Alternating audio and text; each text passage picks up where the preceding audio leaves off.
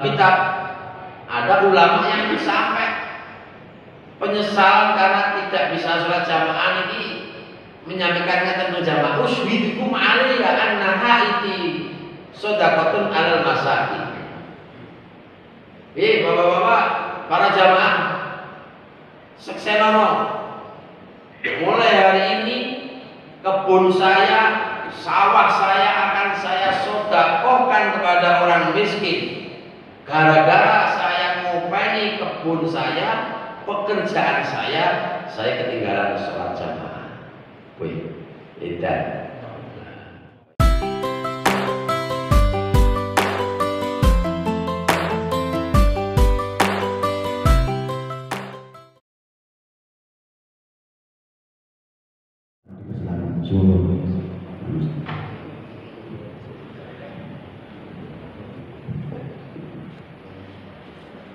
Assalamualaikum warahmatullahi wabarakatuh.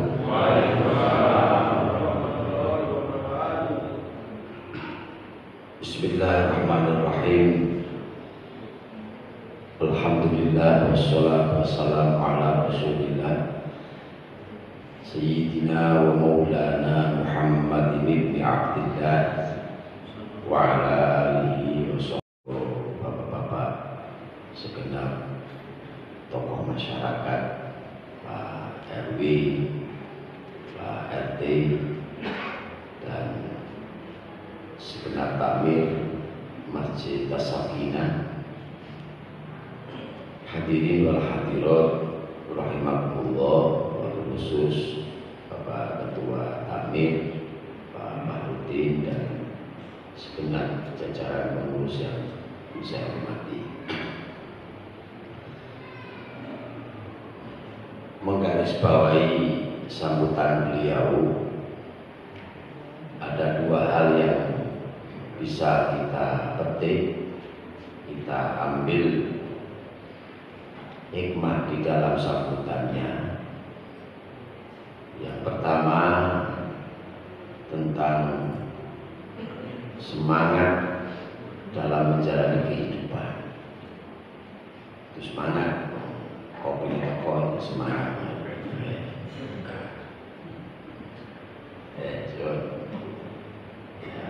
Kurang satu jahe. Jadi warung begini.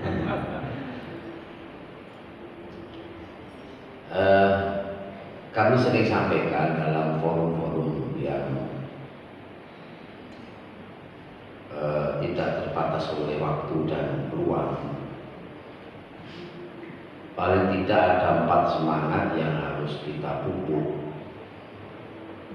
Pertama adalah ruhut tadayyun, semangat mendalami ilmu agama. Ruhut tadayyun ini sekarang sudah terfasilitasi secara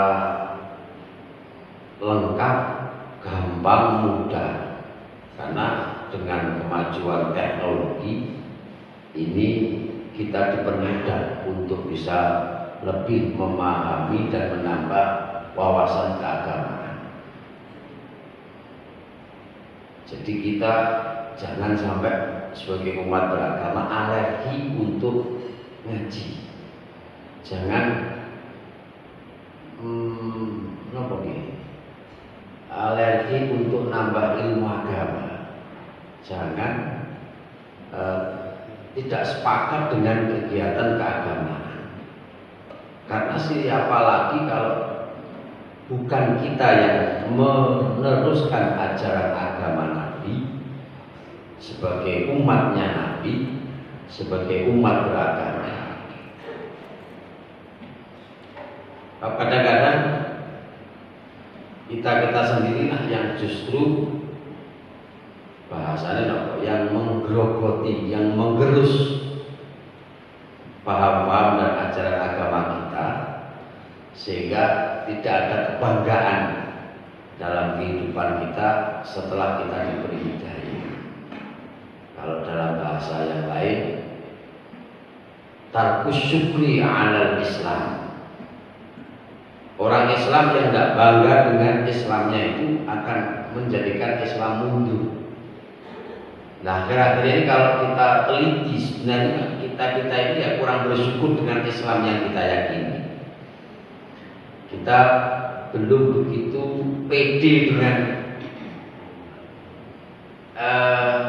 penampilan kita yang secara Islami. Kadang-kadang kita tidak pede dengan nama-nama Islami, sehingga kadang-kadang yang penting jenenge keren, nggak tahu ada artinya atau enggak, ada maknanya atau enggak. Yang penting jenenge anake, jenenge putune, yang penting apa istilah saliyane keren itu sangat. Nah ya monggo, yang penting anaknya kayak anak milenial. Ada yang nggak tahu paham agama dijenengi pokok yang penting ada dalam Al-Quran, sehingga dikasih nama Jahannam. Ada orangnya dan sekarang masih hidup, namanya Jahannam, padahal itu nama neraka, Jahannam. Mbak E namine Hawiyah. Ini kita juga nama neraka. Yang penting pokok enek nyangan Quran dianggap bahasa Arab, gak ngerti itu nama neraka. Atau jenis masyrobah, ya masyrobah, gak ngerti maknanya bol. Bol ya, ruh tadi semangat neraka. Nah, di dalam ajaran agama ini perkembangannya luar biasa. Kalau di era zaman Nabi hampir tidak ada permasalahan, karena memang sumber ajaran agama semua mengarah kepada Nabi. Sahabat di dalam menghadapi problem masalah, jawabannya semua ada pada Nabi. Kanjeng Nabi menjawab sesuai dengan ajaran yang telah diterima, wahyu yang beliau terima melalui dawuh Allah Ta'ala. Wa ma yantiqu 'anil hawa in huwa illa wahyu yuha 'allamahu syadidul quwa. Pasca Nabi ada sahabat, pasca sahabat ada tabi'in, dan seterusnya dan seterusnya. Ini berkembang. Jadi agama ini cara bahasa teng kitab usul fikih ya, al hukmu yadurru ma'al illah. Hukum itu selalu menyesuaikan sesuai dengan ilahnya, sesuai dengan kondisinya. Pada saatnya bisa wajib, bisa haram. Kayak makan ini pada awal mulanya ya mubah, jawaz. Mangan di monggo, ora mangan di rapopo. Mangan lontong ya boleh, enggak makan ya enggak apa-apa, hukum awal. Tapi kalau mau sholat 5 waktu gak kuat kalau enggak makan, maka makan menjadi wajib. Malah yatimul wajib illa bihi bahwa wajib. Tapi saya rasa kula panjenengan belum tahu kok nglakoni mangan sing wajib ora. Bapak sampai luwe iki ya semangan nek. Kita itu dari dulu belum ada peningkatan. Ya sekali tempo kita tuh makan kalau sudah tidak kuat sama sekali lagi mangan. Jadi orang bisa ini mangan mungkin isu sarapan, sebentar lagi makan siang, makan sore, makan malam. Jadi tidak pernah kita makan yang sifatnya hukumnya wajib. Kemudian yang juga kita semangati kembali dari Pak Ketua adalah Ruhul Watoniyah. Ruhul Watoniyah itu semangat nasionalisme, semangat untuk mencintai tanah kelahiran. Ini juga perlu kita semangati. Sebagai warga negara yang baik, kita wajib untuk menjaga keutuhan negara kesatuan Republik Indonesia. Kula panjenengan mungkin baru bisa merasakan begitu hebatnya pendiri negara kita, begitu hebatnya pemikiran dan wawasan yang jauh tentang keindonesiaan, terutama masalah bab satu bahasa kesatuan, yakni bahasa Indonesia. Yang Indonesia ini terdiri dari sekian banyak pulau, budaya, tradisi, adat, bahasa. Kalau seandainya tidak disatukan dengan bahasa Indonesia, saya tidak bisa membayangkan dah neo repote koyo opo. Orang Madura ke Kediri nggak bisa bahasa Jawa. Untungnya ada bahasa pemersatu, bahasa Indonesia. Orang Kediri ke luar Jawa, ya untungnya ada bahasa Indonesia. Walaupun toh tidak bisa bahasa daerah. Nah ini yang kekayaan potensi yang dimiliki oleh Indonesia yang gemah ripah loh jinawi toto tentrem karto raharjo. Ini yang wajib untuk kita jaga.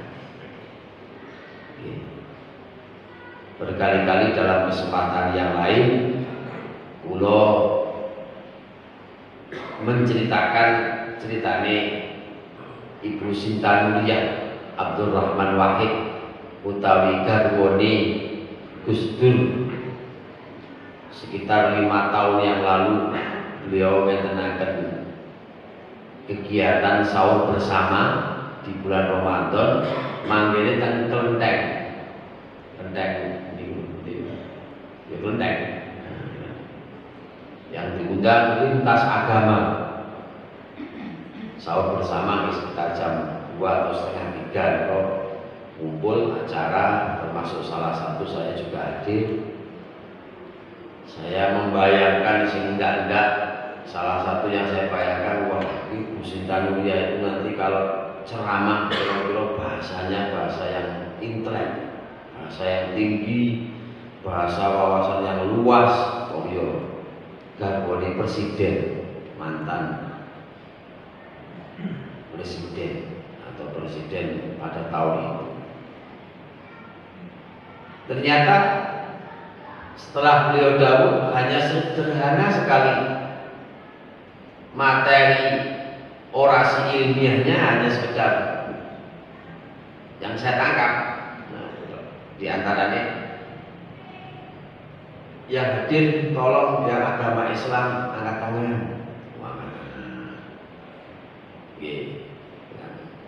Yang agama Kristen angkat tangan, agama Hindu angkat tangan, Buddha agamanya apa namanya? Konghucu angkat tangan.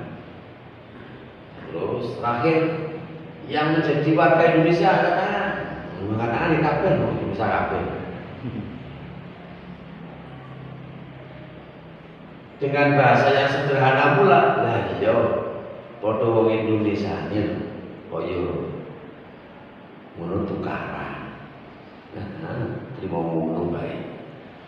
Menyederhanakan bahwa ternyata kita itu walaupun toh beda agama, beda pemahaman, kita ini sama-sama sebagai warga negara. Titik.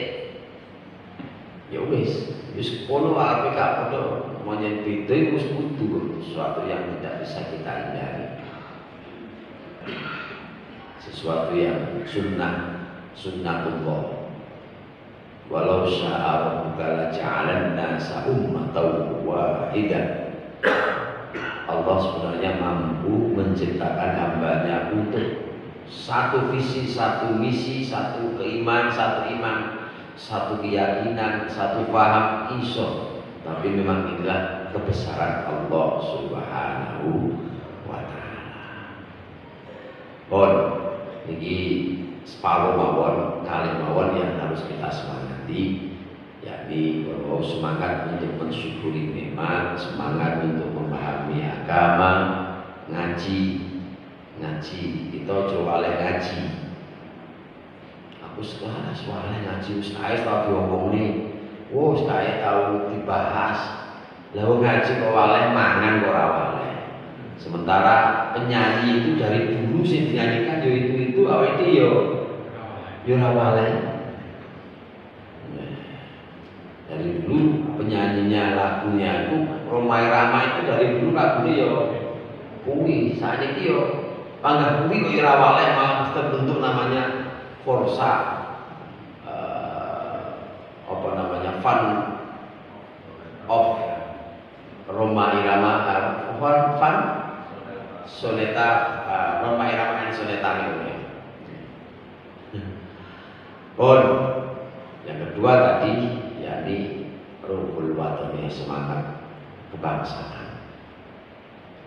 Ingkang kaping kalih tadi beliau menyampaikan tentang sebentar lagi kita masuk di bulan Rajab. Orang Kediri mengucapkannya Recep.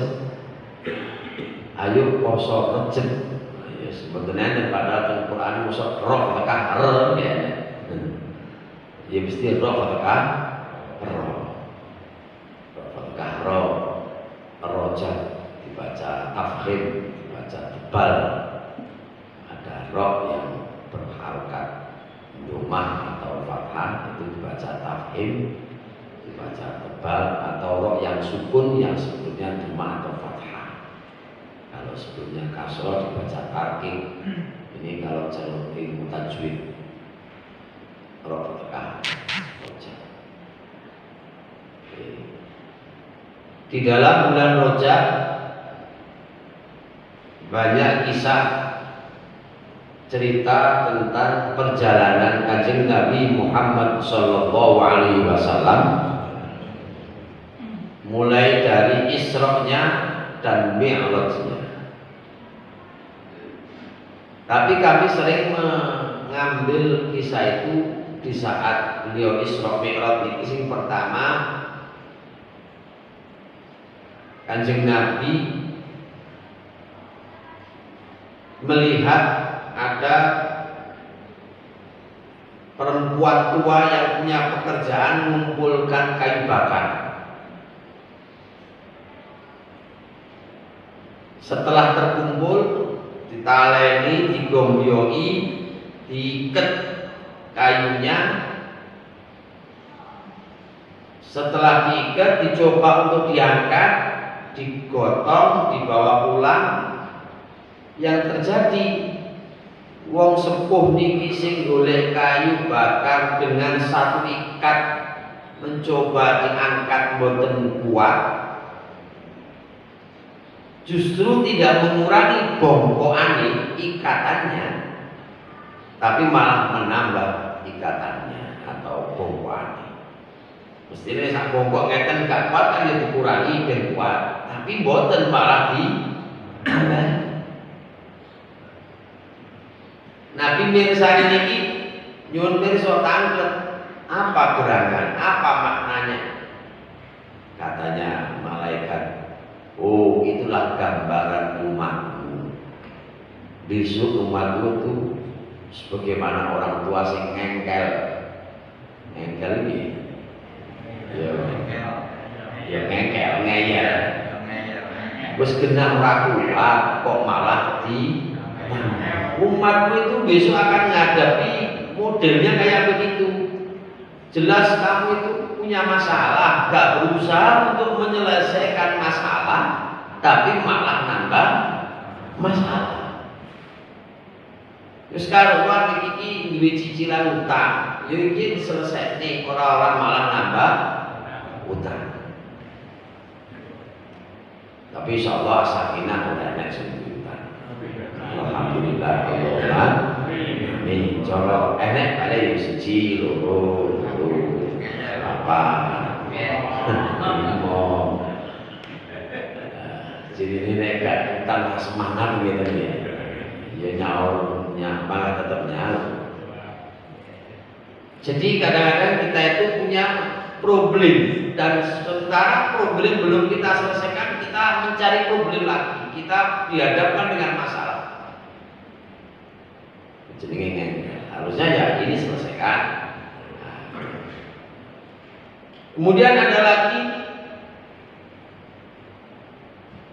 di saat Nabi Isra melihat bahwa ada nyawa saya memiliki yang juga dilihat sapi lembu ingkang medal saking leng napa to leng ya leng lubang napa Pak Edi leng ron wis lorong ngene ya wis leng itu nggih wis leng kecil, tapi di situ ternyata sing keluar itu sapi lembu sapi kecil ya pedet cilik. Tapi senajan pedet itu cilik, tapi nek metu koleng kan lucu ya. Tapi nyatanya keluar. Apa maknanya? Di saat ada sapi yang keluar dari lubang, dari lem, sudah keluar mencoba untuk balik malih, baru mungkin. Saking gedenya sapi, saking cilik lem. Ternyata makna yang dilihat oleh Kanjeng Nabi pada saat Isra lan Mi'raj niki itulah juga gambaran umat Muhammad bahwa besok itu umatmu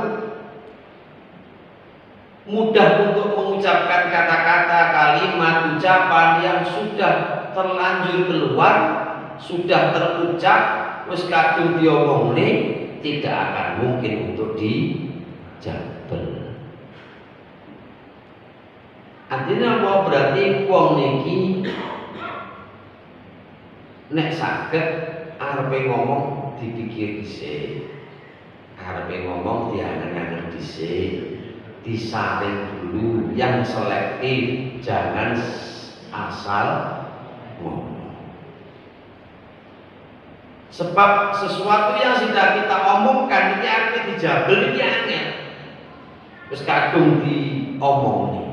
Ibarat saking tidak mungkinnya mencabut itu, saking ibaratnya kayak anak panah yang sudah lepas dari busuknya terus muncul apa yang digoda bener kayak ini terus kadung masa yang dijeplak ini ngomongnya kasar kadung jeplak ya itulah kita umat Muhammad, gambarannya itu dia.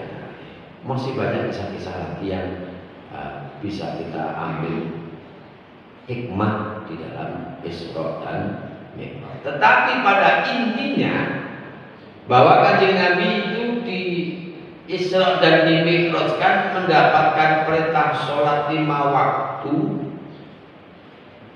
Banyak hikmah, makna, filosofi dari sholat itu sendiri.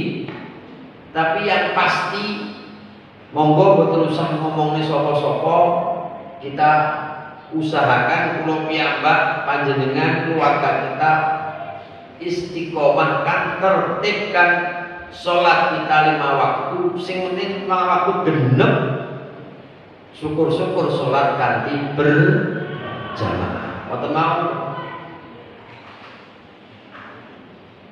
Allah Ta'ala memberi banyak nikmat yang telah kita terima itu tidak ada pajaknya. Mulai fasilitas sarana dan prasarana yang ada di muka bumi ini, mulai maringi nyawa, maringi urip, maringi srengenge niki mboten enten pajeke namung salat tok. Awake sepeda motor pajak, omah pajak, lajeng mobil pajak, listrik pajak, kekayaan pajak, nomor mangan lho ya pajak. Nguyo 2.000 nggih.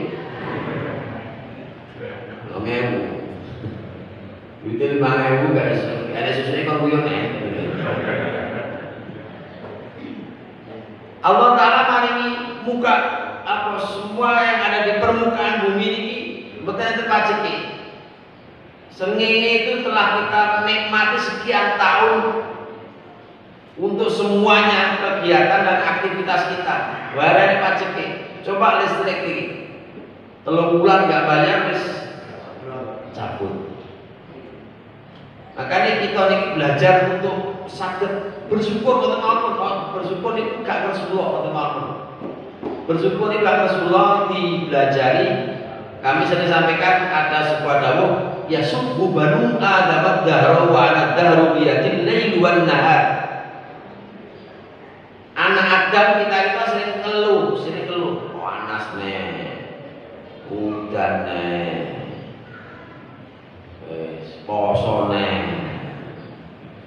Terus gak usah ngono, biasa dinikmati, panas dinikmati, udan dinikmati, belajar, bengi dinikmati. Alhamdulillah, jene bengi, alhamdulillah jene awan, alhamdulillah jene udan, jene panas.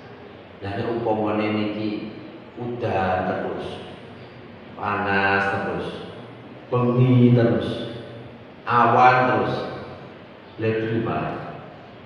Ya alhamdulillah yang membolak-balikkan hutan banget dahulu biadil lail wan nahar, yang membolak-balikkan pergantian musim itu Allah Ta'ala.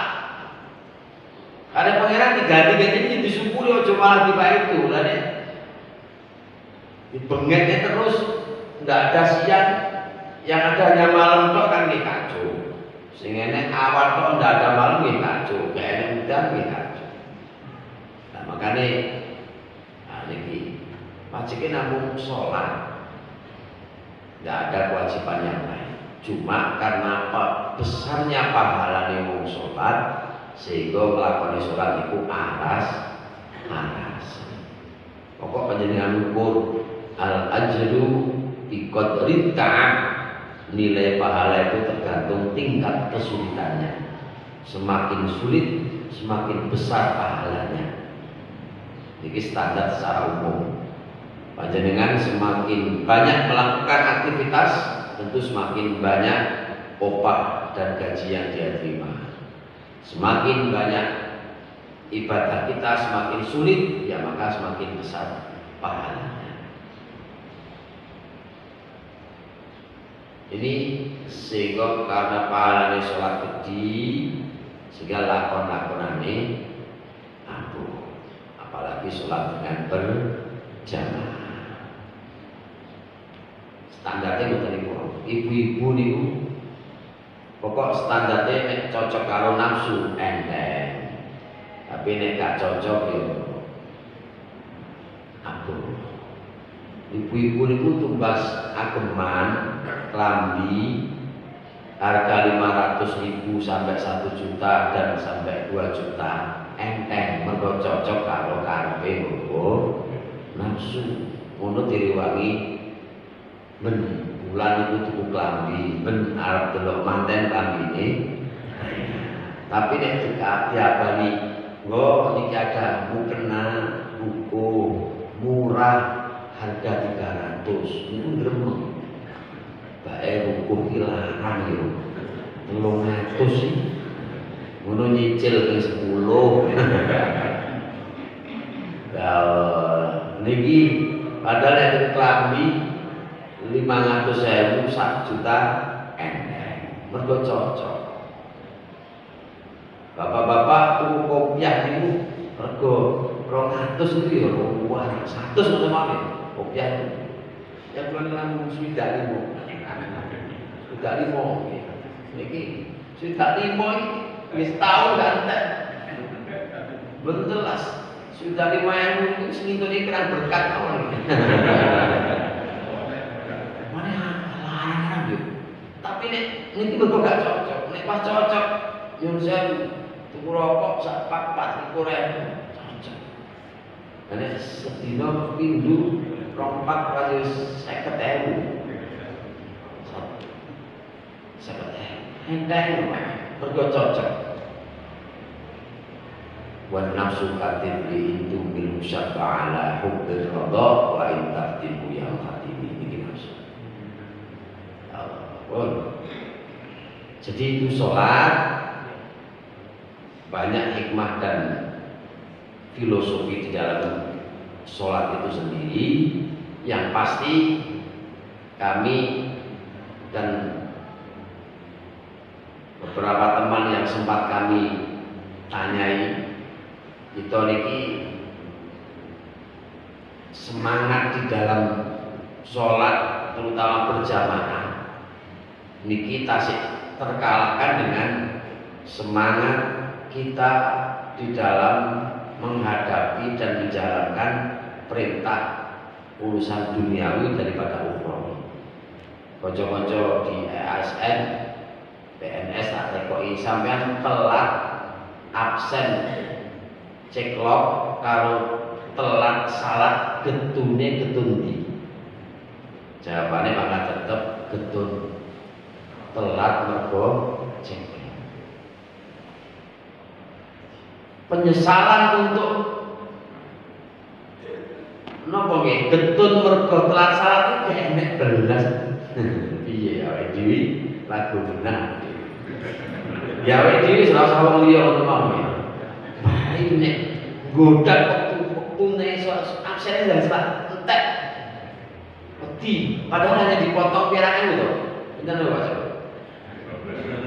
12.000. 15.000. 1 jamnya satu pun belum 15.000 niku lho.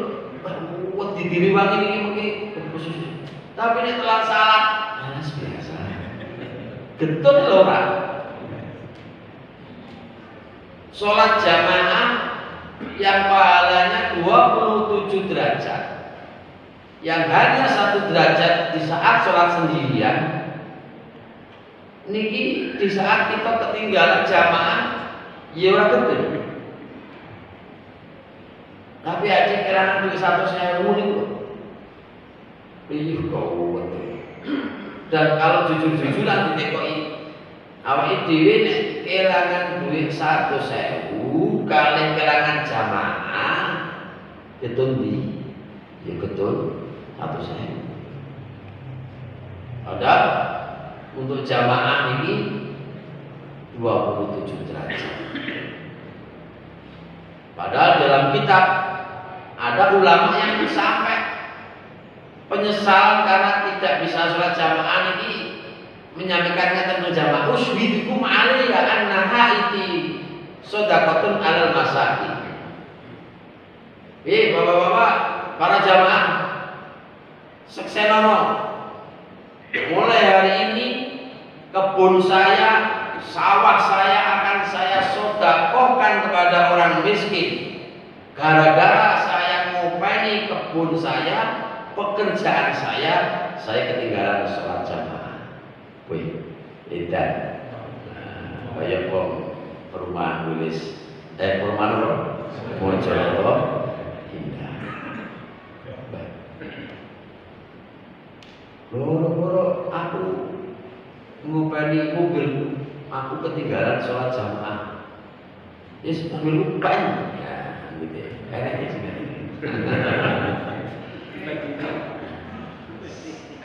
Ya Allah, usyidukum alaihi anna haiti masabatun ala sodabatun ala masa. Mungkin panjenengan batin kok lebih berbohong. Bukan lebih, bukan berlebihan. Karena melihat derajat 1 ke 27 itu jaraknya nopo KCE terpautnya ada 60, 20, ada 26 derajat. Seandainya sangat mengorbankan sebagian harta yang dimiliki demi untuk menutupi derajat yang 26 itu tadi, wajar maklum. Lawang kita lihat sendiri orang yang pernah menjadi wakil wali kota, wakil bupati, wakil gubernur, wakil presiden, niku wakil rakyat, pengen jadi rakyat itu loh. Yo wakil nopo niki sing dari wakil ke tidak wakil, dari wakil presiden ke presiden, dari wakil wali kota ke wali kota, dari wakil gubernur ke gubernur ini kosnya tinggi, biayanya kata, mboten 1 miliar, 2 miliar, mboten namung 1 juta, 200 juta, tapi bahkan lebih dari itu semua. Padahal cuma munggah 1 derajat, jadi wakil ke gubernur, jadi wakil ke bupati, dari wakil ke wali kota, dari wakil ke presiden. Niki ngetokin duit kathah penak. Gak cuma kebun yang dikorbankan, tapi lebih dari itu. Apalagi dari sholat yang sendiri yang hanya 1 derajat ke 27 derajat, terpautnya 26. Seandainya ada dawuh yang saya katakan tadi, usyidukum aliyya annaha itu maklum. Oleh karenanya inti dari yang didawuhkan tentang rojabiah itu ya sholat itu. Nah, monggo betul usah mengoreksi dan menilai orang lain, ya mari kita di kita, keluarga kita, pribadi kita tata, kita obeni, kita tingkatkan dalam masalah urusan sholat, khususnya sholat 5 waktu. Kalau yang lain itu kan kalau bicara hukum secara syar'i, hukumnya sunnah, sholat qobliyah, sholat ba'diyah, sholat duha, sholat tahajud, termasuk sholat tarawih, sholat Idul Fitri. Sholat Idul Fitri itu sunnah, bukan wajib. Tapi Indonesia itu lebat, pas Idul Fitri sih sholat ya mergo setahun pisan. Dadi sarunge kopiahe wawet ya mergo salate ya pas Idul Fitri karo Idul Adha. Ya lumayan. Ya ngono-ngono gelem tinimbang ora. Ya sholat Id itu sunnah, khutbahnya juga sunnah. Artinya apa?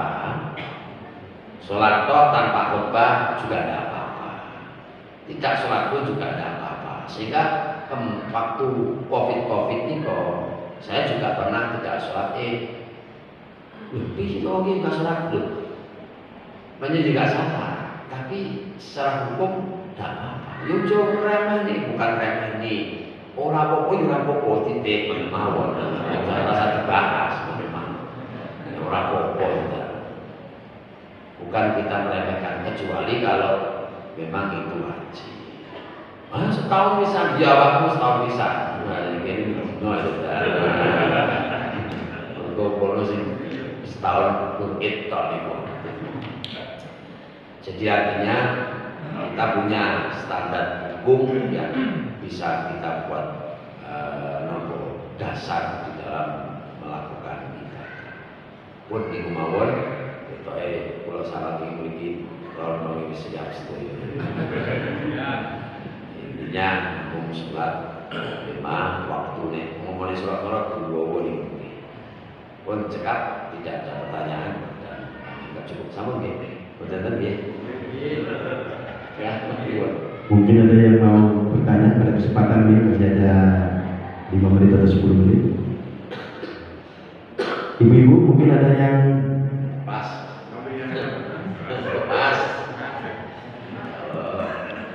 Wonten ibu-ibu, monggo di belakang. Pas. Alhamdulillah, langsung. Baik, Gus monggo untuk doa. Oke. Terima kasih. Menawi ini salah dipun terusaken. Al-Hadiyah Al-Fatihah. A'udzubillahi minasyaitonir rajim. Bismillahirrahmanirrahim. Alhamdulillahirabbil alamin. Arrahmanirrahim. Maliki yaumiddin. Iyyaka na'budu wa iyyaka nasta'in. Ihdinas siratal ladzina an'amta 'alaihim ghairil maghdubi 'alaihim waladdallin. Bismillahirrahmanirrahim. Alhamdulillahirabbil alamin. Allahumma shalli wa sallim wa barik ala sayyidina Muhammad wa ala ali sayyidina Muhammad. Allahumma ya man huwa fi uluhi kain, ya man huwa fi ilmi muhitun, ya man huwa fi hazihi latifun, ya man huwa fi lutfihi syarifun, ya man huwa fihi hamidun, ya man huwa fi dadihi qadimun, ya man huwa fi majdihi munirun. Allahumma akrimna min binuril fahmi wa akhrijna min dhulumatil wahmi warzuqna fahman nabiyyin wa hifdzal mursalin wa ilhaman malaikatil muqarrabin bi rahmatika ya arhamar rahimin. Allahumma anfa'na bima 'allamtana wa 'allimna ma yanfa'una wa zidna ilma. Rabbana atina fid dunya hasanah wa fil akhirati hasanah wa qina adzabannar. Subhana rabbika rabbil izzati amma yasifun wa salamun alal mursalin walhamdulillahi rabbil alamin. Assalamualaikum warahmatullahi wabarakatuh.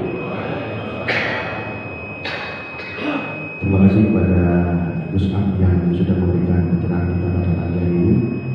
Sekali lagi terima kasih dan mengingatkan kepada Bapak Ibu sekalian untuk dompet sedekah subuh moga dibawa pulang kembali, tidak usah dimasukkan ke kotak, dan kita tunggu untuk donasi minggu depan. Demikian yang bisa kita sampaikan. Monggo yang mau sholat sunnah syuruk dipersilakan.